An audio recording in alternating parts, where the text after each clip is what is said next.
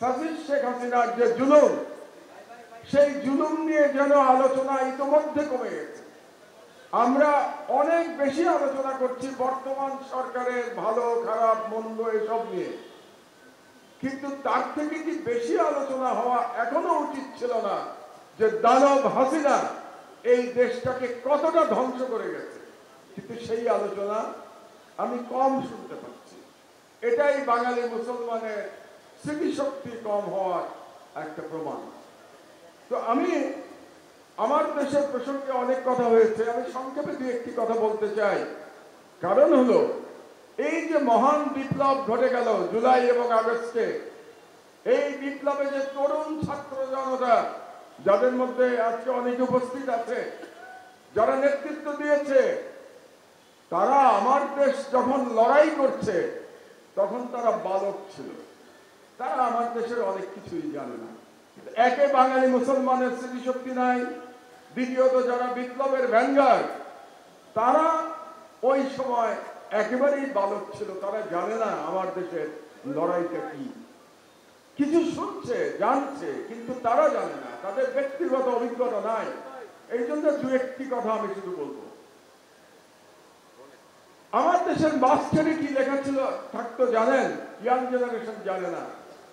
আমার দেশ স্বাধীনতার কথা বলে মাস্টারে লেখা থাকতো। আজকে এই কথাটা আমার সহকর্মীরা কেউ বলে নাই।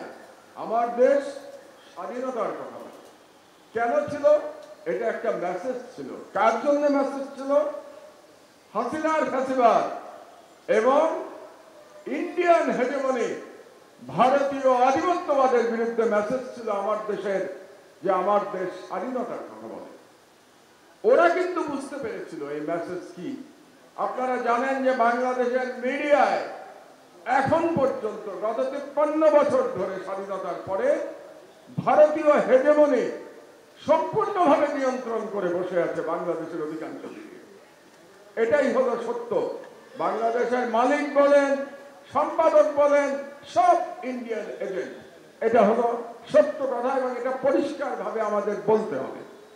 তো 2013 সালের সেই বিখ্যাত 8 কলাম ব্যাপী হেডলাইন আপনারা সবাই জানেন, যে সেই হেডলাইন শাহবাগে ফ্যাসিবাদের পদধ্বনি।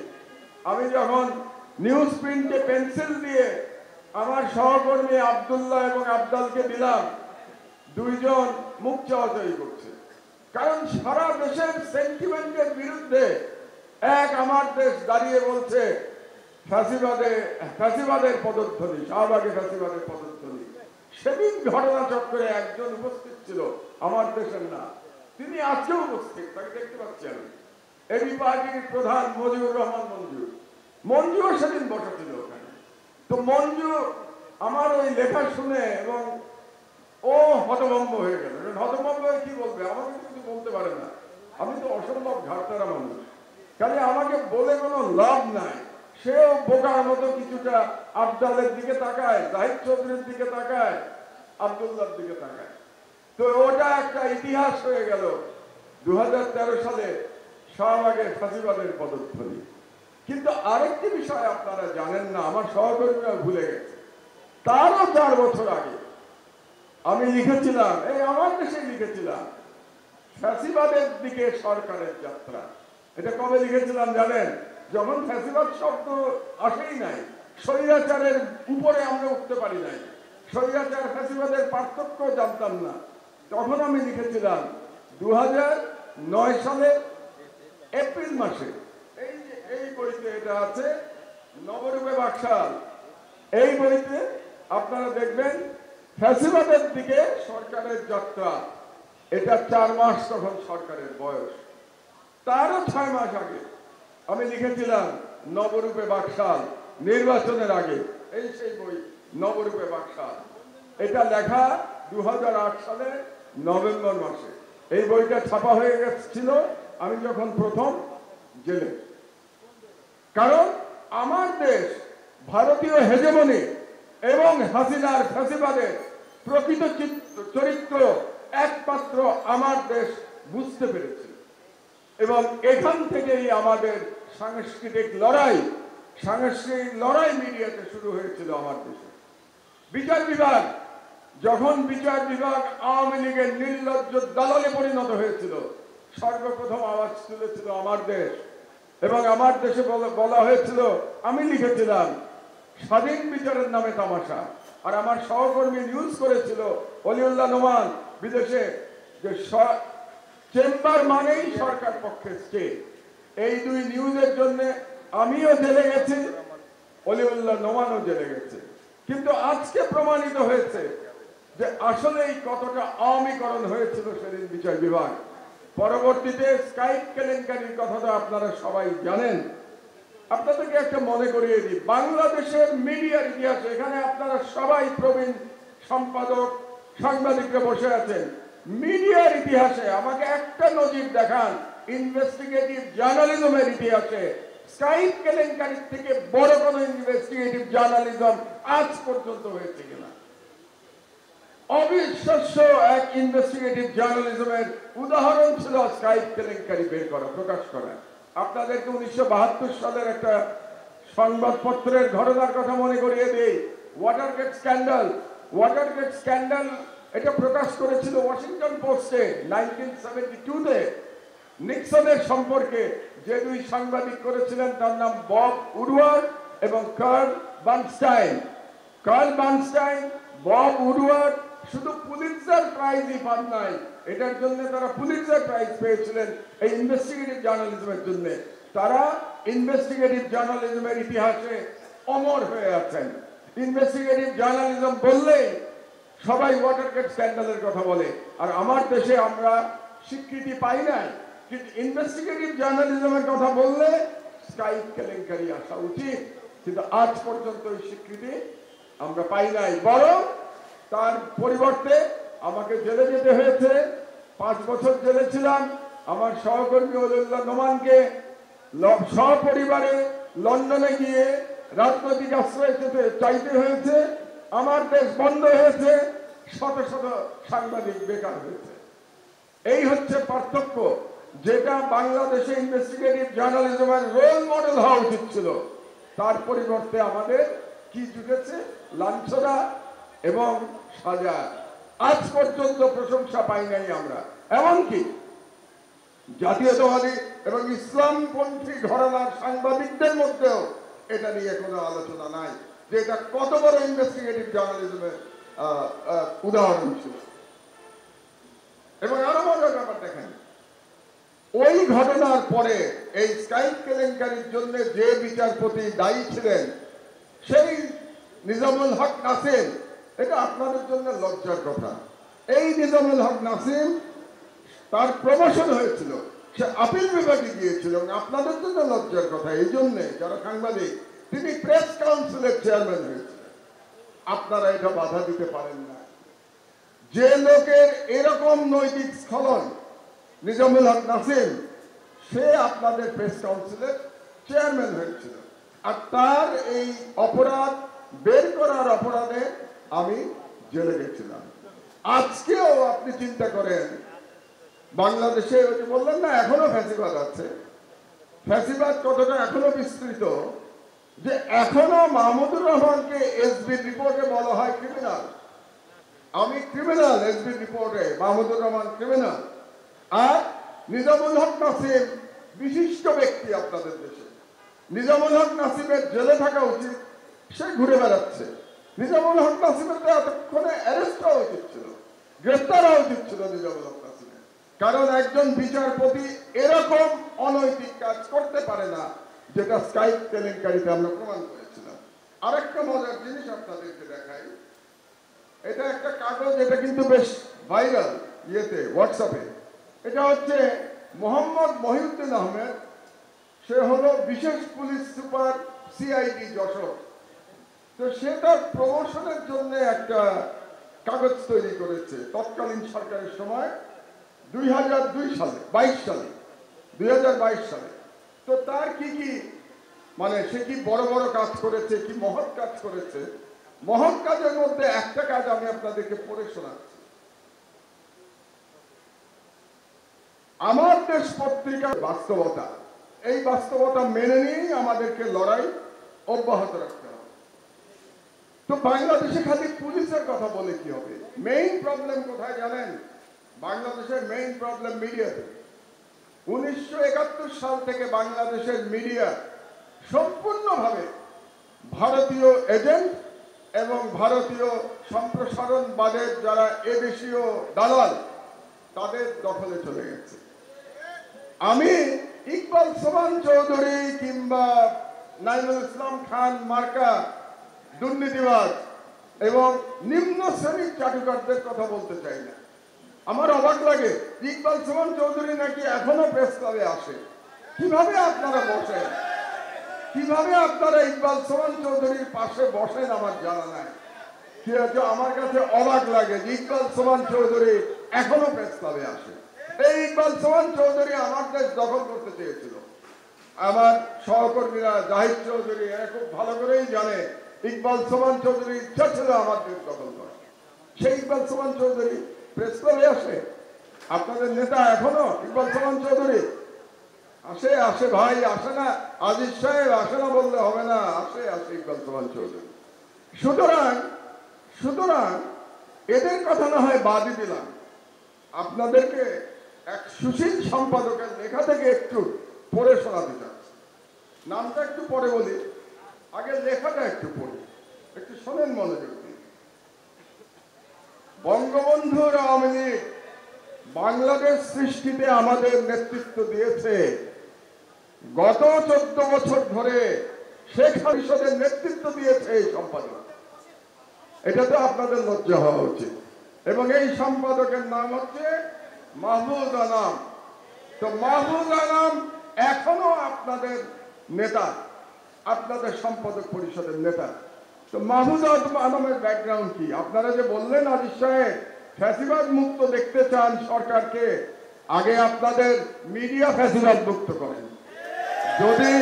যদি সাহস থাকে মাহমুদ আলমের সামনে গিয়ে বলেন আপনাকে ক্ষমা চাইতে হবে এই লেখার জন্য, তারপরে আপনারা সরকারকে বলতে পারবেন যে আপনারা প্রশাসন মিডিয়া কি বলে ফ্যাসিবাদ মুক্ত করেন। আগে মিডিয়া ফ্যাসিবাদ আপনারা মুক্ত করে নেন। তো এখন এই যে এই মিডিয়ার ন্যারেটিভ কি ছিল? এই মিডিয়ার ন্যারেটিভ ছিল মৌলবাদ এবং ইসলামী জঙ্গিবাদ। এই দুটো শব্দ ফেরি করে এই মিডিয়া বাংলাদেশে একটা অ্যান্টি ইসলামিক, বাঙালি মুসলমানের ঐতিহ্য, বাঙালি মুসলমানের সংস্কৃতির বিরুদ্ধে একটা আবহ তৈরি করেছে বাংলাদেশে। এই মিডিয়া দুটো শব্দ ব্যবহার করে, মৌলবাদ এবং ইসলামী জঙ্গিবাদ। এটা হচ্ছে ভারতীয় হিন্দুত্ববাদী প্রধানমন্ত্রী মোদির ন্যারেটিভ। সেই মোদির ন্যারেটিভ বাংলাদেশে ফেরি করেছে যে মিডিয়াগুলো, সেই মিডিয়াগুলো এখনো কিন্তু তাদের ক্ষমতা নিয়ে টিকে আছে। কাজে তাদের বিরুদ্ধে যদি আমরা লড়াই করতে না পারি, এই বিপ্লব আপনি এগিয়ে নিয়ে যেতে পারবেন না। কারণ একটা দেশের মিডিয়া সেই জাতির দর্পণ। এই মিডিয়াতে এই জাতির সংস্কৃতি, এই জাতির কি বলবো আইডেন্টিটি, এগুলি প্রতিফলিত হতে হবে। বাংলাদেশের মিডিয়াতে দুর্ভাগ্যবশত এখন পর্যন্ত প্রকৃতপক্ষে আমাদের জাতীয় আইডেন্টিটি, জাতীয় ঐতিহ্য প্রতিফলিত হচ্ছে না। এটাই হচ্ছে আমার দেশের লড়াই। আমার দেশের লড়াই হচ্ছে এই বিজাতীয় সংস্কৃতির বিরুদ্ধে বাংলাদেশের বাঙালি মুসলমানের আইডেন্টিটি এবং সংস্কৃতিকে এস্টাবলিশ করা। এটাই আমার দেশের সাংস্কৃতিক লড়াই। আমি খুব অবাক হলাম, এই সরকারের খুব পাওয়ারফুল একজন ব্যক্তি ডক্টর ইফতেখারুজ্জামান, তিনি কদিন আগে বললেন মৌলবাদের উত্থান হচ্ছে বাংলাদেশে। পাওয়ারফুল ব্যক্তি এই জন্য বলছি, তাকে একটা কমিশনের প্রধান করা হয়েছে। তার মানে যিনি কমিশনের, আমি সরকারে ছিলাম, খুব ছোট দায়িত্বে ছিলাম ভাই, এমন কোনো বড় দায়িত্বে ছিলাম না, কিন্তু সরকারে ছিলাম। কিন্তু আপনি যখন সরকারে থাকবেন, সরকারের অংশ হবেন, আপনার প্রতিটি কথা সরকারের কথা, এটা মনে রাখতে। আমি ব্যক্তি মাহমুদুর রহমান এখন যেটা বলতে পারবো, আমি কোনো দলীয় সরকারের অধীনে গেলে আমি বলতে পারবো না, কারণ আমার কথা তখন সরকারের কথা। তা আমি জানতে চাই, বাংলাদেশে মৌলবাদের উত্থান ইফতেখারুজ্জামান কোথা থেকে দেখলেন আবার নতুন করে? এই একই বয়ান দিয়ে বাংলাদেশে ফ্যাসিবাদ প্রতিষ্ঠা হয়েছে। শেখ হাসিনা 16 বছর ফ্যাসিস্ট শাসন চালাতে পেরেছে এই মৌলবাদের কাঠ ফেরি করে তারা চালাতে পেরেছে। এই মৌলবাদের কার্ড ফেরি করে বাংলাদেশে গুম খুন হয়েছে। এই মৌলবাদের কার্ড ফেরি করে বাংলাদেশে আয়নাঘর হয়েছে। এই মৌলবাদের কার্ড ফেরি করে বাংলাদেশে বিচার বহির্ভূত হত্যা হয়েছে। হাজার হাজার মানুষকে হত্যা করা হয়েছে মৌলবাদের কার্ড ব্যবহার করে। আপনি ইফতেখারুজ্জামান এই সরকারের আমলে আবার আপনি মৌলবাদের কার্ড ফেরি করছেন। আপনার উদ্দেশ্য কি?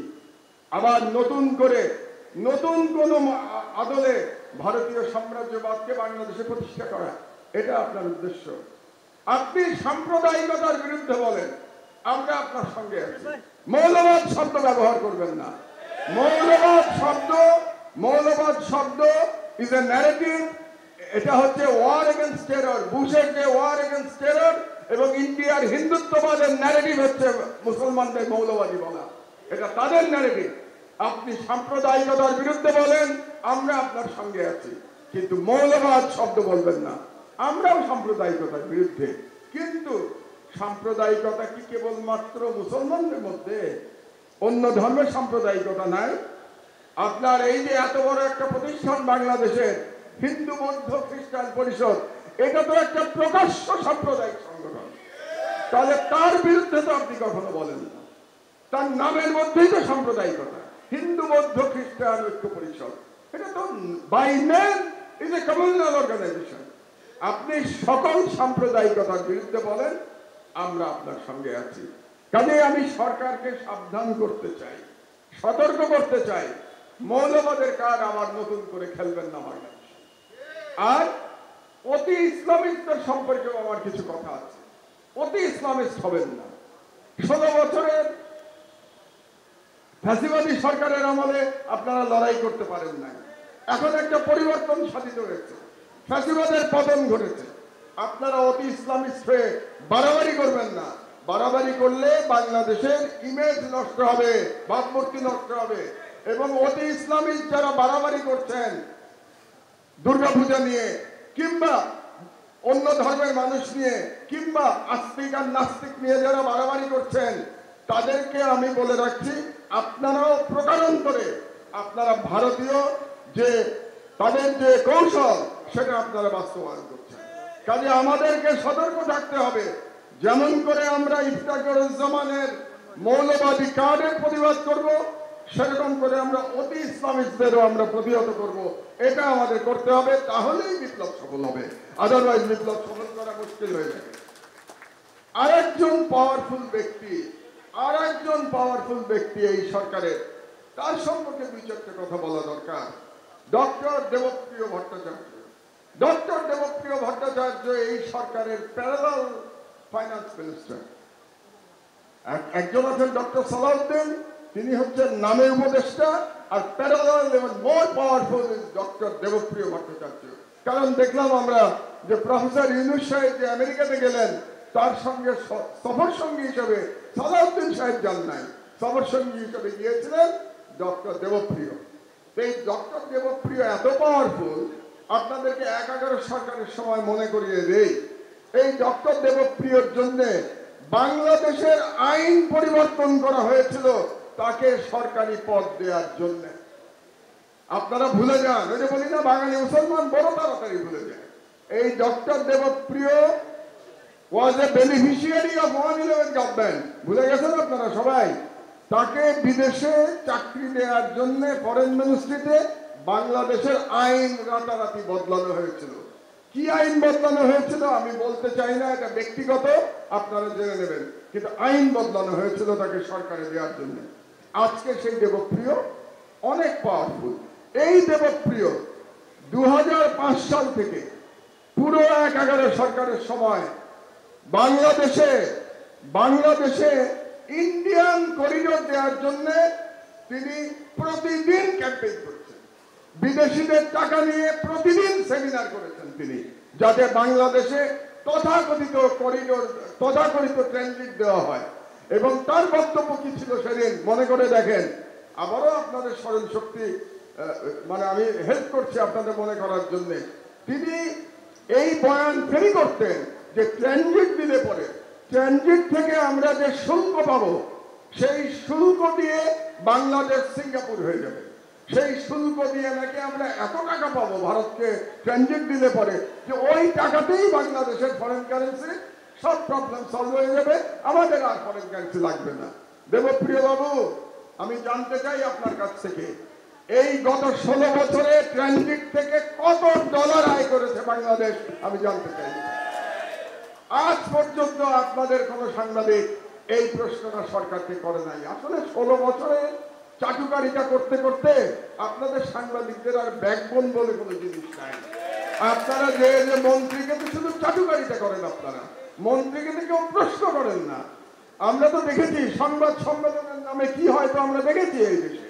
সুতরাং আমরা আজকে যদি আমার দেশ থাকতো, আমি বলে দিচ্ছি আপনাকে, আমার দেশ এতদিনে দেবপ্রিয় বাবুকে জিজ্ঞেস করতো দুটা প্রশ্ন, যে আপনি আমাকে হিসাব দেন যে আপনি যে ট্রানজিটের পক্ষে ওকালতি করতেন সেই ট্রানজিট দিয়ে আমরা কত টাকা আয় করেছি, কত ডলার আয় করেছি। এক, সেই আয় যদি যৎসামান্য হয়ে থাকে, আমার যেটা ইনফরমেশন সেই আয়ের নাম মাত্র নাই বললেই চলে, তো সেই আয় যদি যৎসামান্য হয়ে থাকে তাহলে আপনি যে আমাদেরকে তখন স্বপ্ন দেখিয়েছিলেন যে ট্রানজিট দিলে পরে বাংলাদেশ কি বলে সিঙ্গাপুর হয়ে যাবে, তাহলে তার জন্য কি আপনি ক্ষমা চাইবেন জাতির কাছে?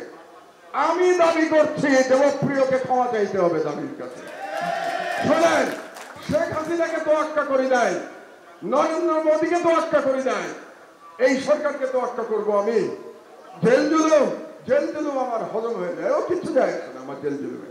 সুতরাং এই সরকারের ক্ষমতাবান ব্যক্তি ডক্টর দেবপ্রিয়, এই সরকারের ক্ষমতাবান ব্যক্তি ডক্টর ইফতেখারুজ্জামান, এদেরকে কে নিয়োগ দিচ্ছে?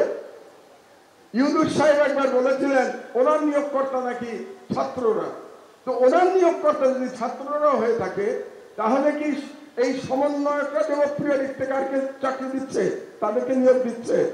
এটা আমার খুব জানার ইচ্ছা রইল। আর এটা যদি না জানে তাহলে সমন্বয়কদের যে সকল প্রতিনিধি এখানে আজকে উপস্থিত আছেন তারা যান, দেবপ্রিয়র সাথে বসেন এবং আপনারা দেবপ্রিয়কে জিজ্ঞাসা করেন যে ট্রানজিট নিয়ে আপনার ভূমিকা কি ছিল। এটা আমি দেখতে চাই যে ইয়াং জেনারেশন দেবপ্রিয়কে জিজ্ঞাসা করবে ট্রানজিট নিয়ে আপনার ভূমিকা পরিষ্কার করেন জাতির কাছে। আমি আর বক্তব্য খুব বেশি দীর্ঘায়িত করবো না, কিন্তু এই কথাগুলো খুব গুরুত্বপূর্ণ। বিপ্লবের মনোবাণী উপলব্ধি করার জন্য গুরুত্বপূর্ণ। আমি চেতনা শব্দটা ব্যবহার করলাম না, একটা ঘৃণিত শব্দ চেতনা। গত 53 বছরের অতি ব্যবহারে জীর্ণ একটা ঘৃণ্য শব্দ হয়ে গেছে চেতনা। এই জন্য চেতনা শব্দ আমি লেখা ছেড়ে দিয়েছি, ব্যবহার করা ছেড়ে দিয়েছি। এই চেতনা শুনতে শুনতে আমি বলতে চাই মর্মবাণী, বিপ্লবের মর্মবাণী উপলব্ধি করতে হবে আমাদের। সেই কারণে আমি বলছি ইনশাআল্লাহ আমার দেশ পুনঃপ্রকাশ হবে, ইনশাআল্লাহ আমার দেশ পুনঃপ্রকাশ হবে। আমার সাথে এবং আমি আশা করি এবং আমি বিশ্বাস করি এই সরকারের অধিকাংশ উপদেষ্টা আমার দেশের ব্যাপারে সহানুভূতিশীল। তারা চান যে আমার দেশ চালু হোক, কিন্তু এখানে দেবপ্রিয়রা আছেন, ইফতেখারুজ্জামানরা আছেন। এখানে দেবপ্রিয় এবং ইফতেখারুজ্জামানদের যে সোশ্যাল মিডিয়া প্রমোট করে সেই সোশ্যাল মিডিয়া আছে এবং এদের প্রশাসনে দোসররা আছে। তারা আমার দেশের পুনঃপ্রকাশ চাই কিনা এটা নিয়ে আমার সন্দেহ আছে। কাজে এই ব্যাপারে আপনারা সাবধান থাকবেন, সচেতন থাকবেন। তবে যদি আমার দেশ প্রকাশে কোন রকম বাধা সৃষ্টি করা না হয় তাহলে আবার আমরা রাজপথে আন্দোলন শুরু করব। রাজপথে তো আমাদের কোনো ভয় নাই, রাজপথের আন্দোলনকে তো এই সরকার আটকাতে পারবে না। তা আমি আশা করতে চাই এই সরকার, আমাদের সরকার আমি বলতে চাই, কারণ এই সরকার আবু সাইদের, শহীদ আবু সাইদের রক্তের উপর দিয়ে প্রতিষ্ঠিত। যে সরকার শহীদ আবু সাইদের রক্তের উপর দিয়ে প্রতিষ্ঠিত সেই সরকারকে বলতেই হবে আমাদের সরকার। সেই সরকার ভুল ত্রুটি করতে পারে, তারপরেও সেই সরকার আমাদের সরকার। সেই সরকারের ভুলগুলো দেখিয়ে দিতে হবে। সেই সরকারে যদি ফ্যাসিবাদের দোসররা থাকে তাদের বিরুদ্ধে আমাদের আন্দোলন করতে হবে। সরকারকে বলতে হবে এই ফ্যাসিবাদের দোসরদের আপনারা সরিয়ে দেন, কিন্তু সরকারকে সহযোগিতা করতে হবে যতক্ষণ না পর্যন্ত এই সরকার হাসিনার মতো দিল্লির কাছে আবার সারেন্ডার না করে। দিল্লির ব্যাপারে আমাদের কোনো কম্প্রোমাইজ নাই, এটা পরিষ্কার করে আমি বলে দিতে চাই। দিল্লির ব্যাপারে আমার দেশ এবং আমি ব্যক্তি মাহমুদুর রহমানের কোনো কম্প্রোমাইজ নাই। যে সরকারি ক্ষমতায় আসুক না কেন, সেটা বিএনপি আসুক, জামাত আসুক, নতুন কোনো দল আসুক, দিল্লির সাথে যে দালালি করবে তাদের সাথে আমাদের লড়াই অব্যাহত থাকবে। আমি যতদিন জীবিত আছি ততদিন আমার লড়াই অব্যাহত থাকবে। আর একটা কথা আমি বলেছিলাম বক্তব্যের শুরুতে, যে আপনারা আমাকে যে ভালোবাসা দিয়েছেন এটা প্রকাশ করার ভাষা নাই। তবে এই ঋণ পরিশোধ করবার জন্য আমি কথা দিচ্ছি, আমি মাহমুদুর রহমান জনগণের কাতারে থেকে আমি জনগণের অধিকার প্রতিষ্ঠা এবং বাংলাদেশের সার্বভৌমত্ব রক্ষার জন্য মৃত্যু পর্যন্ত লড়াই করে যাব ইনশাআল্লাহ। সর্বশেষ, এই সরকারের কাছে আমার কিছু দাবি আছে। এই দাবি, একজন বর্ষিয়ান নাগরিক, সিনিয়র সিটিজেন এবং এই ফ্যাসিবাদ বিরোধী আন্দোলনের অতি সামান্য একজন কর্মী হিসাবে এই সরকারের কাছে আমার দাবিনামাগুলো পেশ করে আমার বক্তব্য আমি ইতি টানব। আমি 7টা দাবি আজকের জন্য ঠিক করেছি। 7টা দাবি, 7 ডিমান্ডস।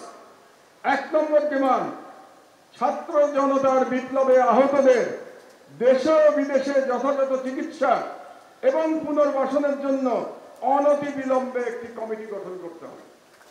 আমি ইউনূস সরকারকে আমার অভিজ্ঞতা থেকে একটা সাজেশন দিতে চাই। নেয়া না নেয়া ডক্টর ইউনূসের ব্যাপার।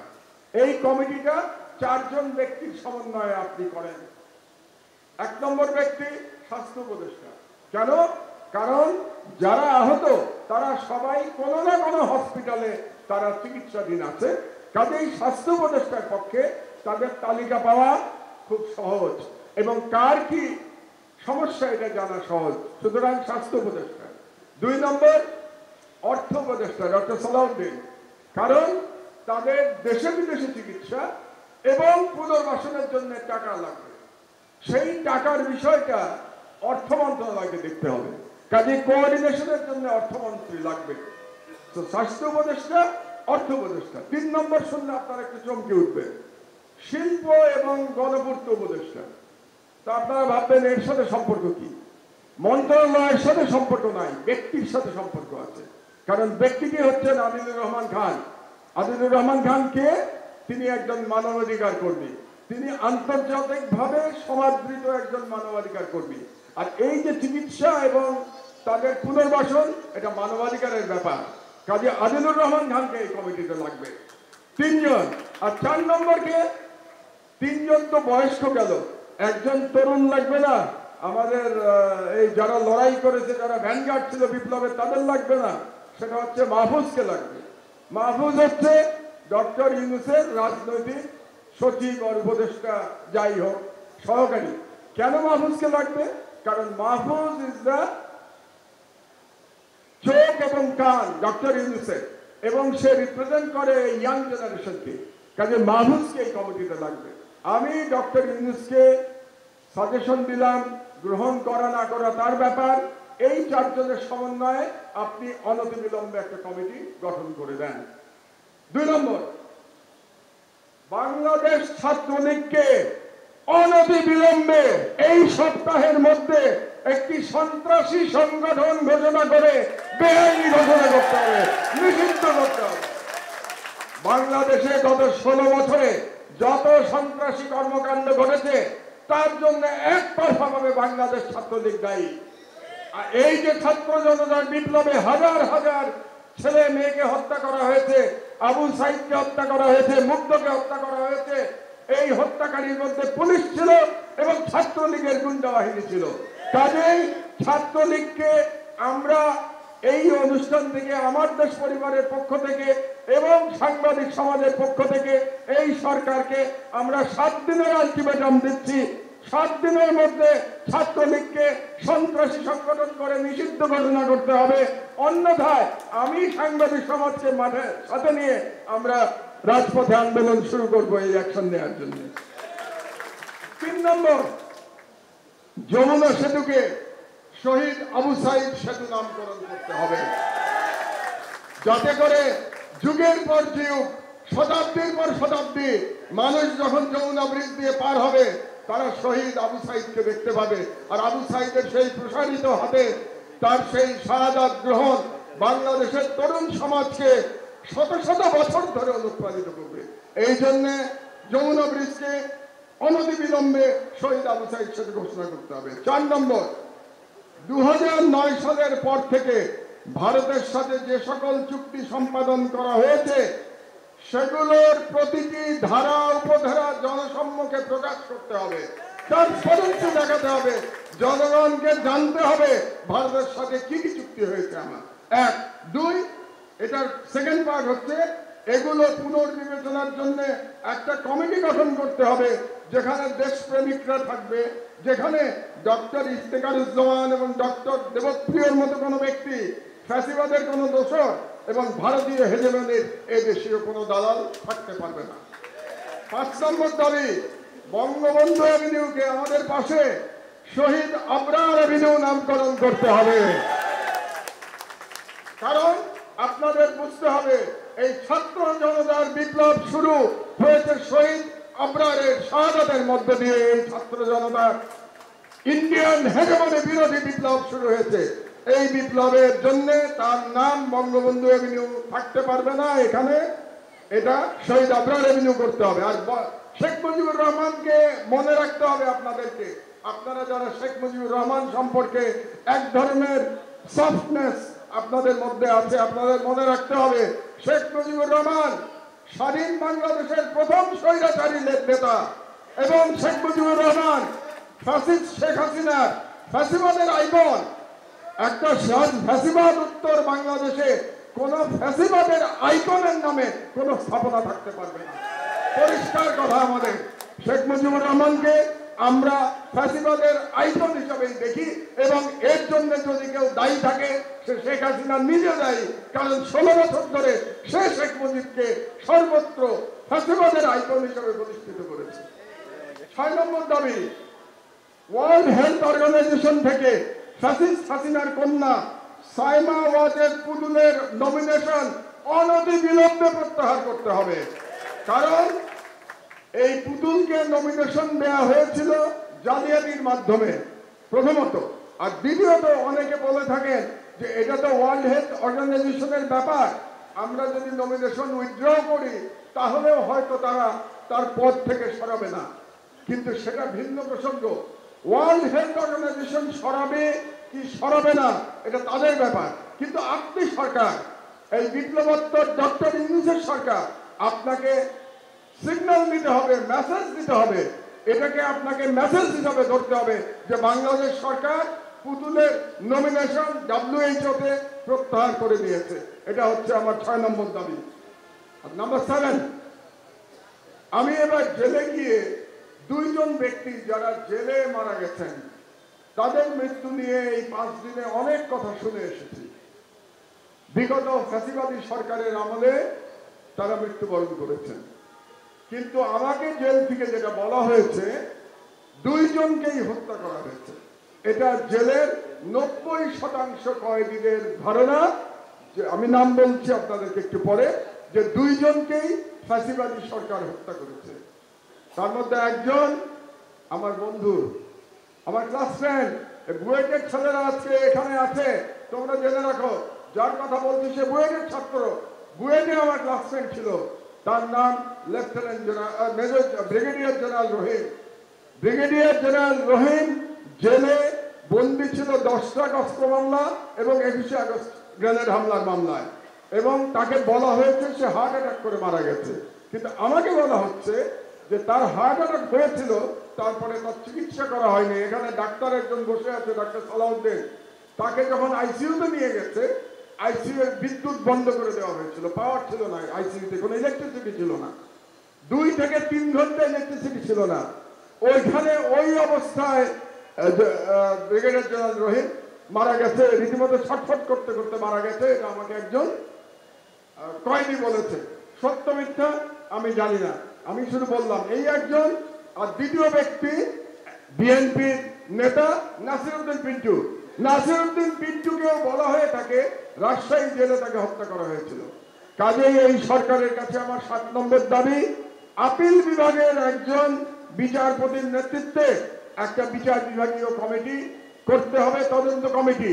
সেই কমিটির দায়িত্ব হবে সমস্ত কাগজপত্র পর্যালোচনা করে ব্রিগেডিয়ার জেনারেল আমার বন্ধু ব্রিগেডিয়ার জেনারেল রহিম এবং আমার ছোট ভাই নাসিরউদ্দিন পিন্টু তাদের মৃত্যুর তদন্ত করা। এই 7টি দাবি আজকে আপনাদের এই অনুষ্ঠান থেকে জনগণের পক্ষ থেকে আমি সরকারের কাছে বললাম। আমরা এই সরকারকে কিন্তু সহযোগিতা করতে চাই, আমি বারে বারে বলছি। কারণটাও বলেছি, শহীদদের রক্তের উপর দিয়ে এই সরকার প্রতিষ্ঠিত হয়েছে। কাজে সরকারেরও এমন কিছু করা উচিত না যাতে করে কোনো কারণে আমাদের আস্থায় ফাটল ধরে। আমি আশা করতে চাই ডক্টর ইউনূসের সরকার সফলভাবে তাদের সকল দায়িত্ব শেষ করে দায়িত্ব ইলেক্টেড গভর্নমেন্টের কাছে দিয়ে তারা চলে যাবেন। আমরা আশা করছি, এখনো আমরা আশা করছি। আজকের বক্তব্য একটু দীর্ঘ হয়ে গেল, আই এম সরি, বাট আপনাদের এই কথাগুলো বলা খুব প্রয়োজনীয় বোধ করেছি।